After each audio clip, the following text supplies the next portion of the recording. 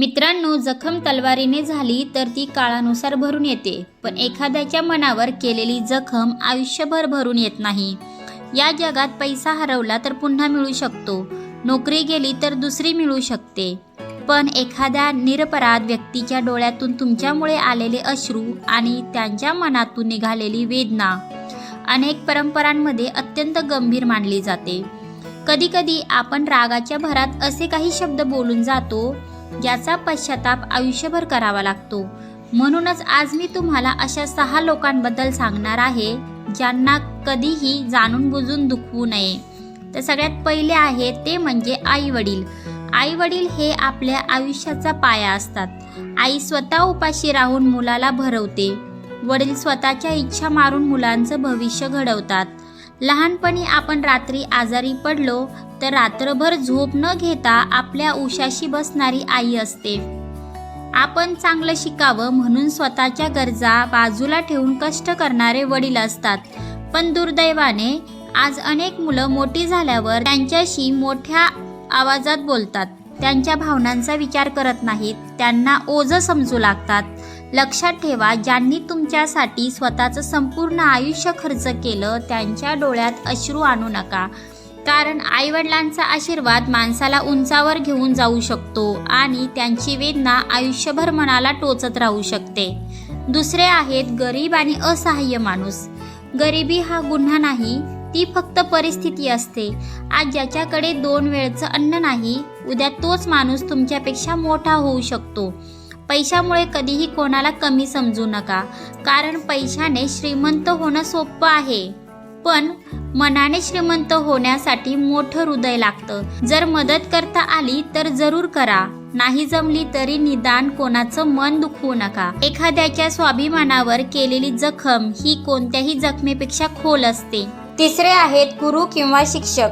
आपल्याला पहिलं अक्षर शिकवणारी व्यक्ती म्हणजे गुरु. आपण आज जे काही आहोत त्यामागे कोणत्या ना कोणत्या शिक्षकाचा वाटा असतो. गुरु फक्त पुस्तकातील धडे शिकवत नाही, तर योग्य अयोग्य यातील फरकही शिकवतात. आज आपण यशस्वी झालो म्हणून ज्यांनी आपल्याला घडवलं त्यांनाच विसरणं ही कृतज्ञता आहे. त्यांचा आदर करा, त्यांचं ऋण कधीच फेडता येणार नाही, कारण ज्ञान ही अशी संपत्ती आहे जी आयुष्यभर तुमच्या सोबत राहते. चौथी व्यक्ती विश्वासाने साथ देणारा माणूस. मित्रांनो, या जगात प्रत्येकजण आपला नसतो, पण जी कोणताही स्वार्थ न ठेवता आपल्या सुखदुःखात उभी राहतात, जेव्हा संपूर्ण जग तुमच्या विरुद्ध उभं राहतं तेव्हा हीच माणसं तुमचा हात सोडत नाहीत. पण अनेकदा याच चांगल्या माणसांचा विश्वास आपण तोडतो, खोटं बोलतो, फसवतो आणि त्यांची किंमत ते दूर गेल्यावर समजते. लक्षात ठेवा, काच फुटली तर पुन्हा जोडता येते, पण विश्वास तुटला की त्यांच्या भेगा आयुष्यभर दिसत राहतात. म्हणून कधीही तुमच्यावर मनापासून विश्वास ठेवणाऱ्या व्यक्तीचं मन तोडू नका, कारण विश्वास ही अशी संपत्ती आहे जी एकदा हरवली की पुन्हा मिळवणं खूप कठीण असतं. 5वी व्यक्ती आहे जीवनसाथी. पती असो किंवा पत्नी, ही व्यक्ती तुमच्यासोबत संपूर्ण आयुष्य जगण्यासाठी आलेली असते. या नात्याचा पाया प्रेम, आदर आणि विश्वासावर उभा असतो. पण काही लोक बाहेरच्या लोकांशी गोड बोलतात आणि स्वतःच्या जीवनसाथीशी मात्र कठोर शब्द वापरतात. लक्षात ठेवा, मोठ्या जखमा नेहमी हातावर दिसत नाहीत, पण काही जखमा मनावर होतात. दररोज अपमान, दुर्लक्ष, संशय आणि कठोर शब्द हे हळूहळू एखाद्या माणसाला आतून संपवत जातात. तुमच्या एका प्रेमळ शब्दाने एखाद्याचा संपूर्ण दिवस सुंदर होऊ शकतो आणि एका कटू शब्दाने त्यांचं मन पूर्णपणे तुटू शकतं. म्हणून ज्याने आयुष्यभर तुमची साथ देण्याची शपथ घेतली आहे त्याला नेहमी प्रेम, आदर आणि विश्वास द्या. 6वी व्यक्ती आहे निरपराध व्यक्ती. मित्रांनो, सगळ्यात मोठा अन्याय कोणता माहीत आहेत? ज्याची काहीच चूक नाही त्याला दोषी ठरवणं.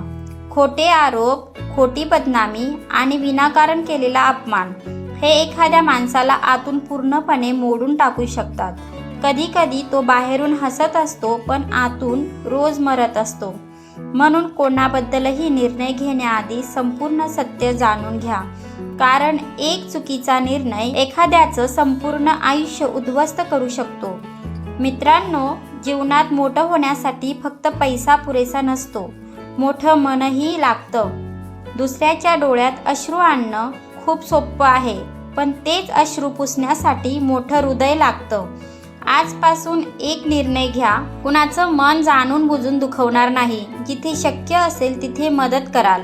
जिथे मदत करता येणार नाही तिथे निदान कटू शब्द तरी बोलणार नाही. कारण शेवटी माणसाकडे किती पैसा होता हे जग विसरतं, पण त्याने लोकांच्या मनात किती प्रेम कमावलं हे मात्र आयुष्यभर लक्षात राहतं.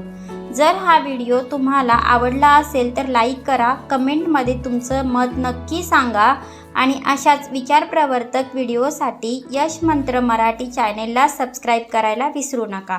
धन्यवाद.